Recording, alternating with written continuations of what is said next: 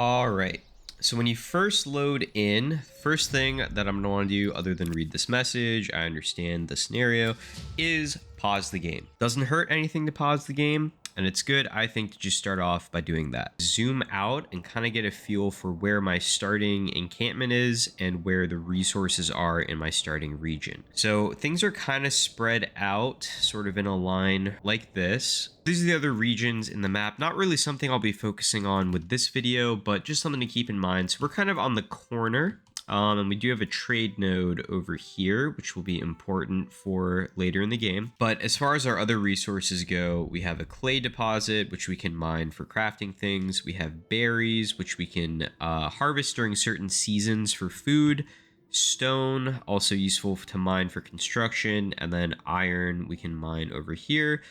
This signifies our wild animal deposit. We have a rich deposit, which is good, so we have more animals than normal. While the berries are seasonal, you can only harvest them during certain times of year. The animals are all year. They also provide hides, which you can use for clothing later in the game. Something to note about the resources that you can mine, like clay, stone, and iron, is that the resources are finite. So while things like the wild animals and the berries are going to grow back as food sources, once you mine all the clay or all the stone, it's gone. For certain deposits, there are some upgrades you can get in the game, some development skills, which kind of mitigate that, but just something to keep in mind.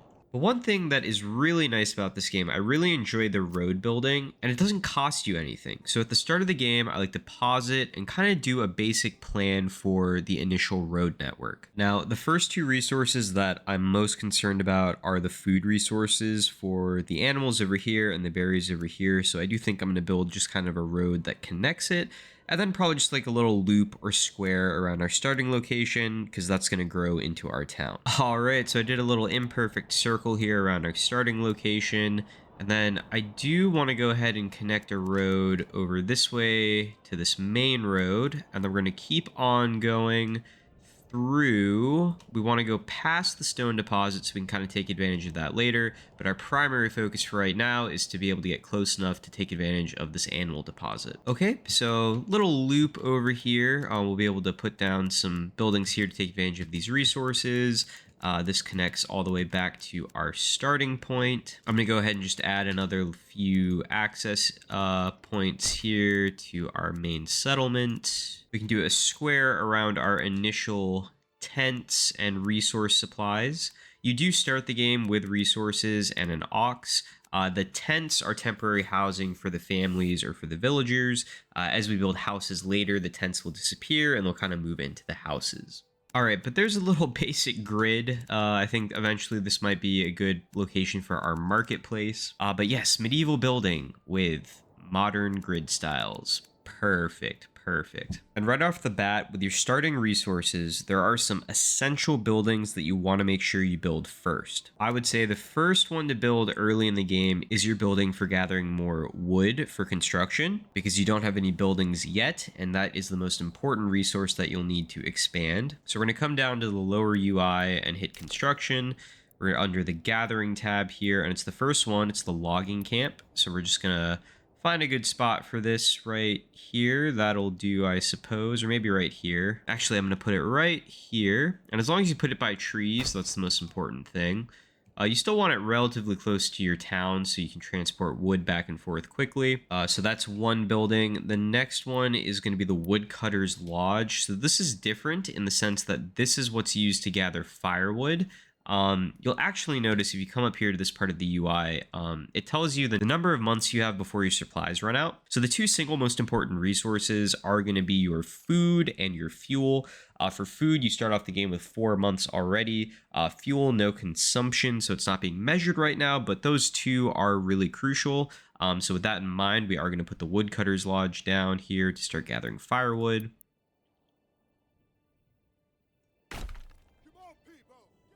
But switching from like wood for fuel and construction, we do want to build a hunting camp and a forager hut. So the forager hut is going to let us harvest the berries.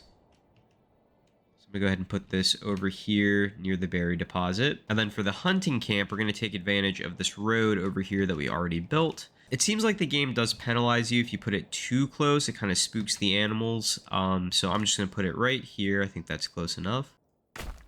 Okay, so really I would say those are your essential buildings you always want to build early on. Your logging camp to produce timber for construction, your woodcutter's lodge for firewood, your hunting camp so you can start getting meat. The hunting camp also gets you hides, which is good for clothing, and then the forager hut for collecting the berries. Now you do need a place to store your resources, and that's going to be the granary and the storehouse. And it is important to utilize those because resources that are stuck out in the rain do get damaged or just, out in the elements. The other benefit is just by having them centrally located in your town, it helps with the logistics of everything and just transporting goods from place to place. And so with that said, I'm going to come down here to the logistics tab, and here we have the granary and the storehouse. I'm going to plop these down.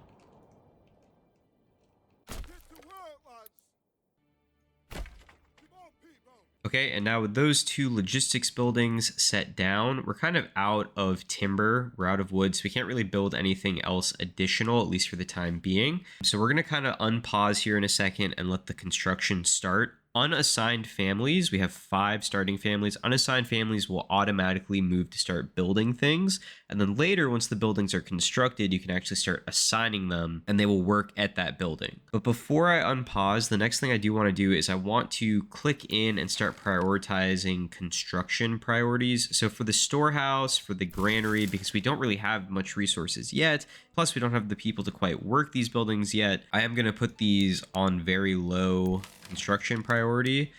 Now on the flip side, I am going to put very high construction priority on our logging camp. In fact, I'm going to use the highest for that because I want them to finish that first. I'm going to keep the woodcutter's lodge on medium because we'll need to start collecting fuel, but it's not crucial super early on. And then I also want to set very high priority for our forager hut and for our hunting cabin because those are important to get up and running early. All right, I'm gonna go ahead and unpause.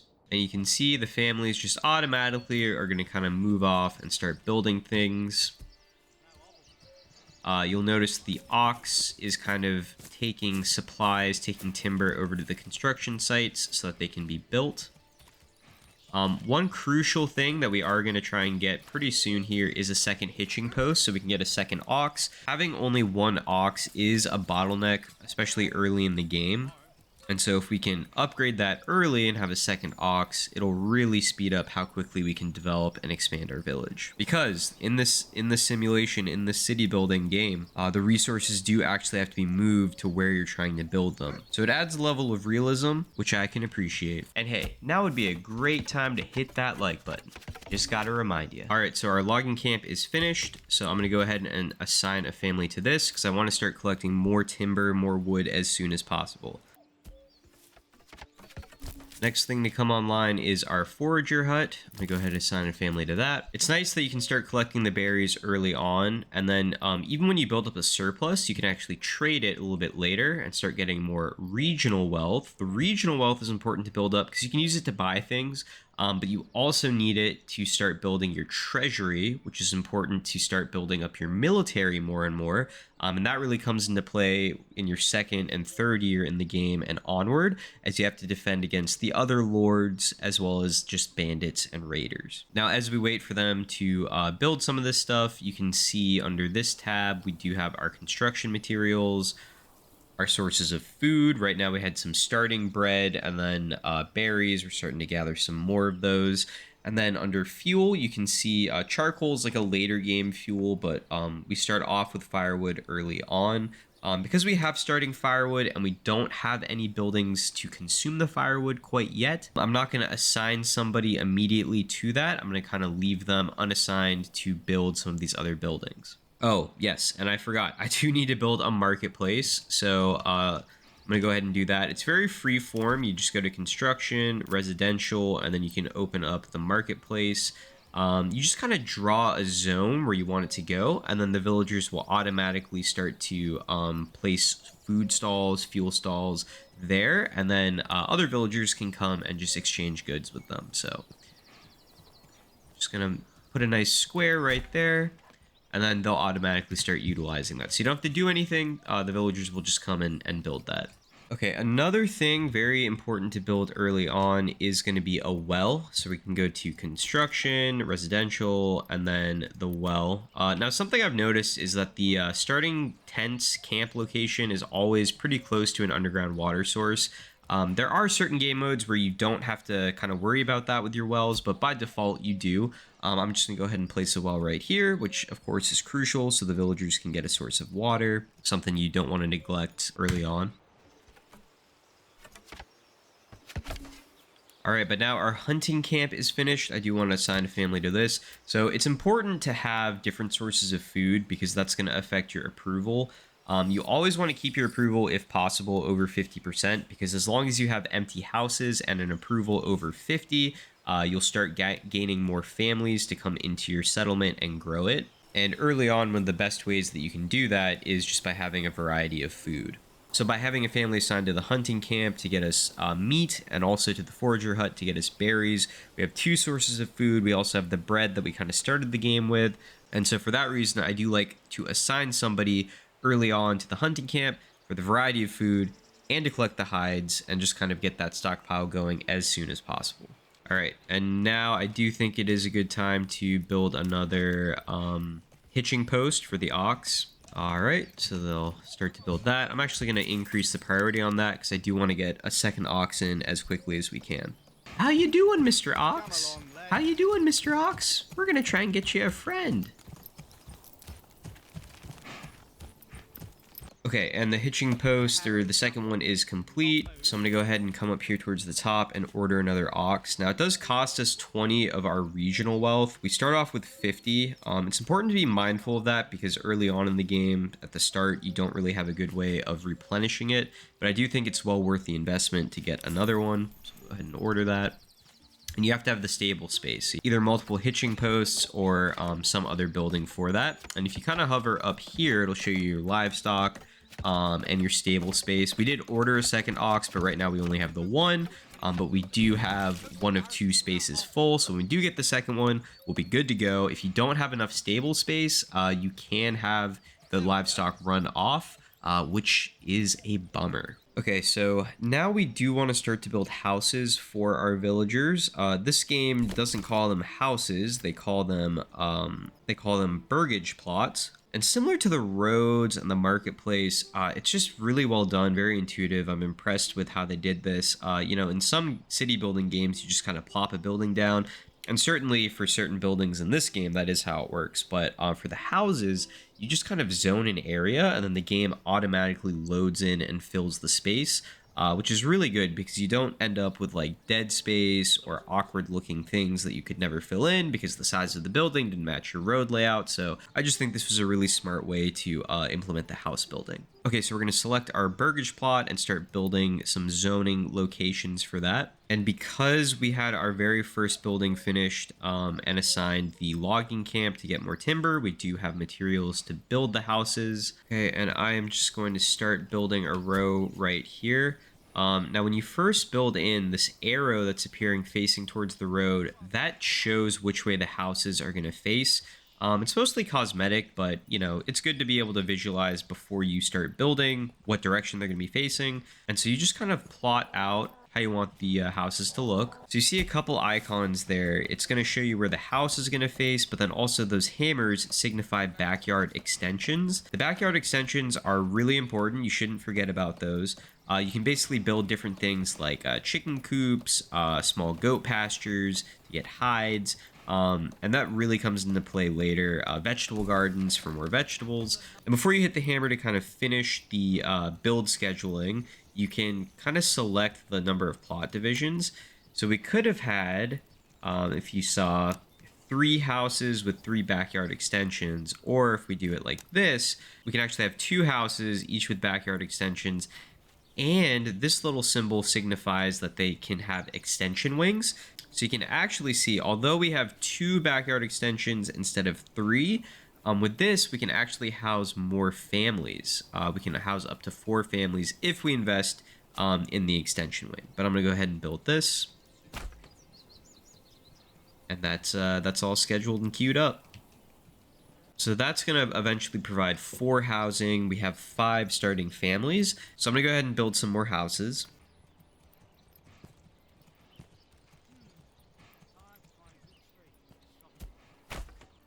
Okay, and then I am going to go ahead and assign one of the families to start collecting us some firewood and leave one unassigned to keep on building the houses for us. The animations do look a little wonky sometimes, but overall I do love the attention to detail, and I do love the fact that the villagers do actually go over to the little plots and actually have to build it.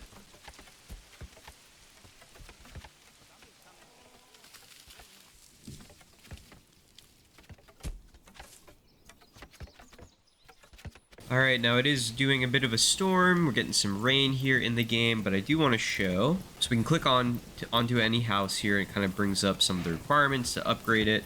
But then also we can build the extension wing, the expanded living space for another family. So I'm going to go ahead and do that. I could also click here to kind of build a backyard extension. You can build like a vegetable garden, chicken coop, goat shed, and then some other things later in the game. All right, so pretty soon we'll have housing for everybody. The next thing I do want to start thinking about is getting a church up, because that's going to improve our approval and help us grow past our first 5 families.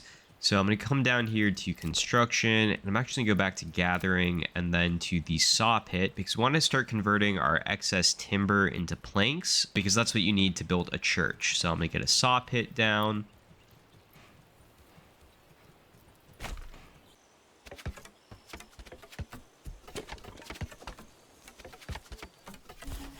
Okay, so the saw pit is finished. Now I'm actually going to take this person off of wood cutting for fuel and put them on the saw pit, because I want planks as soon as possible. You can see just in a short amount of time we've already collected enough fuel for 6 months, so I think we're good, at least for now.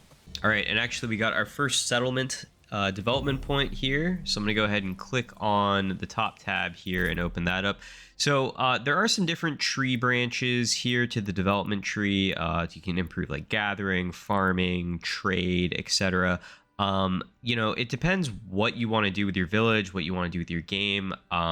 I personally do like investing early on in the trade branch of things. So I'm going to go ahead and buy the trade logistics. And really, I mean, it is a useful skill point for sure, but the better deals development point is really good in my opinion, because it does remove the tariff from foreign imports. So you can import goods that you might not otherwise have for much, much cheaper. So I think that's really good to have kind of mid-game. So I'm going to go ahead and start investing in this tree here.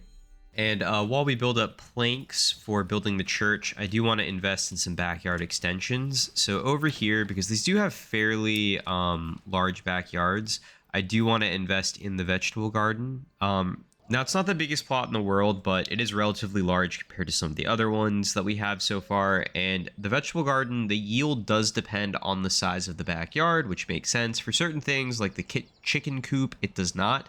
So for the larger yards, I'm going to try to build the vegetable garden, and the smaller ones, the chicken coop. But I'm just going to build one for right now. And so you can just kind of see that starting to go in. The other nice thing about the chicken coop in particular, I do think it's a really good extension to have, is that the food is all year.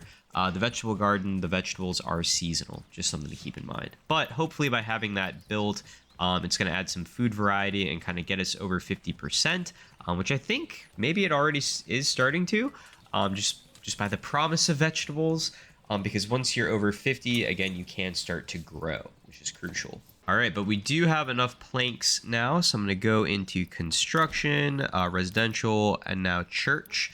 And let's build our church. So it's a fairly big building. I'm going to plop it towards the center of town, just right here. All right, and definitely as soon as our church is finished, we are going to see our approval go up. So what I am going to do now that we have enough planks, I'm going to go to the saw pit, unassign them. They're back to construction since they're unassigned, because I want to get the church up as quickly as possible. Okay, perfect. Our church is up now, so we have some basic housing for everybody. Everybody, if they want a house, they can have a house. We do have our essential buildings for gathering fuel, wood, and a couple different kinds of food already set. We have our logistics buildings for the granary and the storehouse. We have our marketplace set, a well down. So we're doing well, pun intended. If you enjoyed the video, please remember to leave a like and subscribe to the channel, and I'll see you in the next one.